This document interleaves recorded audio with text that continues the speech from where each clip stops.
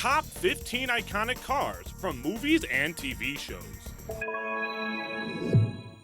Lucky you, clicking on this video and getting some knowledge feed. Sit back and relax. Number 15, Testarossa 1986. Miami Vice was a signature crime drama of the 1980s and focused on image as much as it did the storyline.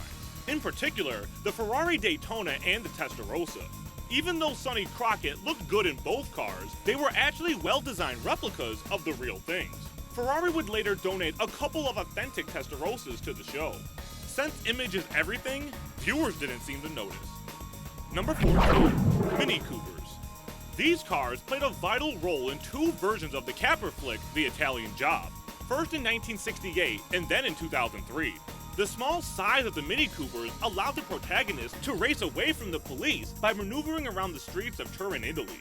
With the cars loaded with stolen gold, they're driven downstairs and even jump across rooftops, before finally escaping a pre-planned traffic jam. After the gold is unloaded, the cars are unceremoniously pushed off a mountainside. The Minis were used in a much similar manner in the 2003 remake, and a lot of people thought that the cars upstaged Mark Wahlberg. Number 13, the striped tomato. Given its striking red and white paint job, you can see how the 1975 Gran Torino earned its nickname the striped tomato. While Starsky and Hutch aired for 4 seasons, the titular characters rode around town fighting crime in this iconic ride.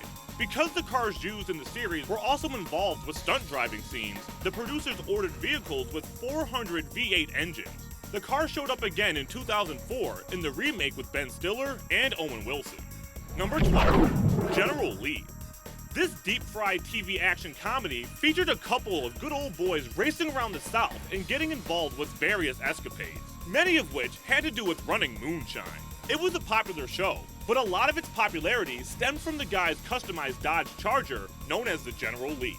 Named after the Confederate General Robert E. Lee, the car was known for its durability, executing a lot of stunts and races.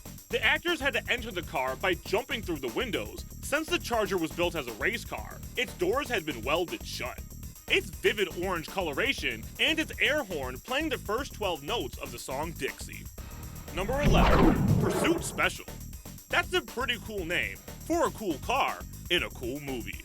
It's a classic muscle car distinguished by its supercharger. As driven by Mad Max in the 1979 movie, it's also known as the last of the V8 Inceptors. Whether Max was played by Mel Gibson or Tom Hardy, the Interceptor has roamed the wastelands throughout the film's franchise. Number 10, Kit Car Knight Rider.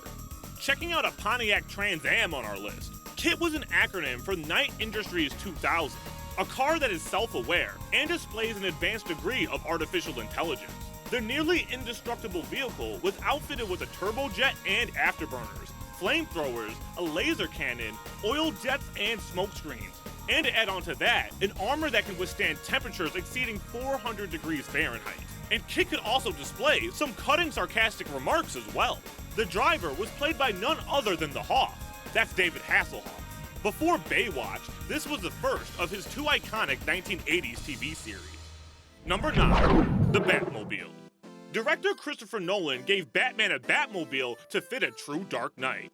Introduced in 2005's Batman Begins, the Tumbler was a completely unexpected overhaul of the Batmobile. It looked more like an urban assault vehicle that resembled a cross between a modified tank and a Lamborghini. Originally designed for the military, the Tumbler can propel itself into a rampless jump. In addition to jet engines and afterburners, this monster has dual autocannons, a rocket launcher, a stealth mode, and armor tough enough to crash through concrete while sustaining minimal damage. A lot of people think that this iteration of the Batmobile is the best of the lot. How about you? What do you think? Let us know in the comments below. Number 8, Pontiac Firebird Trans Am. Even Bruce Springsteen sang a shout out to the black Trans Am for the 1977 flick Smokey and the Bandit. It's on a song called Cadillac Ranch. The movie itself was basically a long chase sequence as the good guy Smokey outraced the police to deliver 400 cases of beer from Texas to Georgia. The slick Trans Am made the whole effort look pretty cool, and some critics thought the car upstaged its human co-stars. Along with CB radios or citizen band radios, this car became a symbol of the 70s and badass cars overall. Number 7, Captain America Chopper. will make an exception here, as this is a motorcycle. But it is a motorized vehicle, and it's so iconic, it's tough to leave it off the list. Easy Rider was a massive counterculture hit when it was released in 1969. Part of that image was due to the motorcycle ridden by Peter Fonda. The Star-Spangled Chopper was known as Captain America due to its patriotic design work. I don't know if Marvel approved of that at all, but the motorcycle became a symbol of not only the movie, but a broader-based counterculture of the time. Did you know that in 2014, the last remaining American chopper sold at an auction for more than $1.5 million? Number 6. The Mystery Machine. Painted in psychedelic colors and pop art imagery, the Mystery Machine was a trusty van used by the Scooby-Doo gang to arrive at location of their latest adventure. More often than not, a ghost or monster actually turned out to be a flesh and blood malefactor perpetrating an elaborate hoax. Of course, they would have gotten away with it if it wasn't for those meddling kids.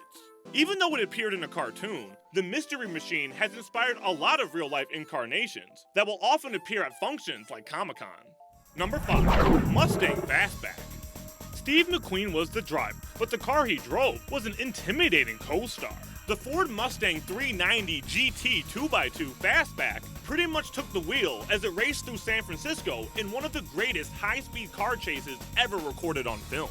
The Mustang and a Dodge Charger driven by the bad guys would reach speeds during filming that exceed 110 miles per hour. Lasting nearly 11 minutes, the chase made a star out of the Mustang. Ironically though, that scene was never in the script. Number 4. Another Batmobile. Regardless of his era, Batman is often defined by his Batmobile, and a few of them show up on our list. Tim Burton's 1989 take on the Dark Knight presented that character and the car in a new light, or darkness. The '89 Batmobile had a sleek Art Deco look built on the chassis of a Chevy Impala.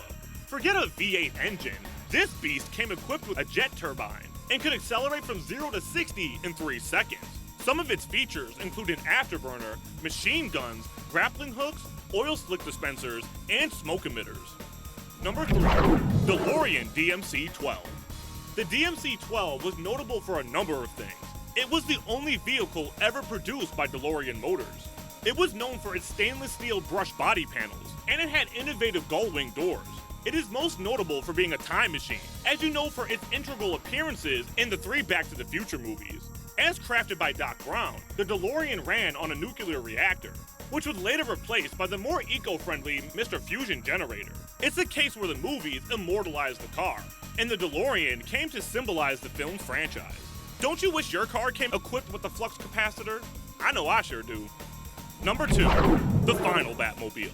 We've already featured 2 Batmobiles on this list, from 1989 and 2005. But it's this version from the 1960s TV show that is still arguably the most iconic. While the TV show was later criticized for mocking the Dark Knight's image, it was a popular show in its time and still has plenty of fans. This version was constructed out of fiberglass with a design based on a Lincoln concept car. The vehicle had an array of popular features: the nose-mounted cable cutter blade and the Bat-Ray projector. Even if you're not a fan of the TV show, you gotta admit, the 60s Batmobile is pretty bat-tastic. Number 1. Aston Martin DB5. The car company has been noted as a manufacturer of luxury sports cars for over a century, but its greatest fame and claim to iconic status came in 1964 with the release of Goldfinger. The third James Bond movie featured the Aston Martin DB5, which went on to become a movie icon. Thanks to a slew of standard features provided by Q, 007's car came equipped with tire slashers, a smokescreen, oil slick, revolving license plates, valid in all countries, a bulletproof screen, machine guns, and of course, that awesome ejector seat. It's tough to find another car that has become as iconic in the film in which it appeared. Thanks for watching the video, guys. If you did like it, be sure to give it a like and click on my channel Knowledge Feed for some more videos just like the one you just saw. I'll see you next week.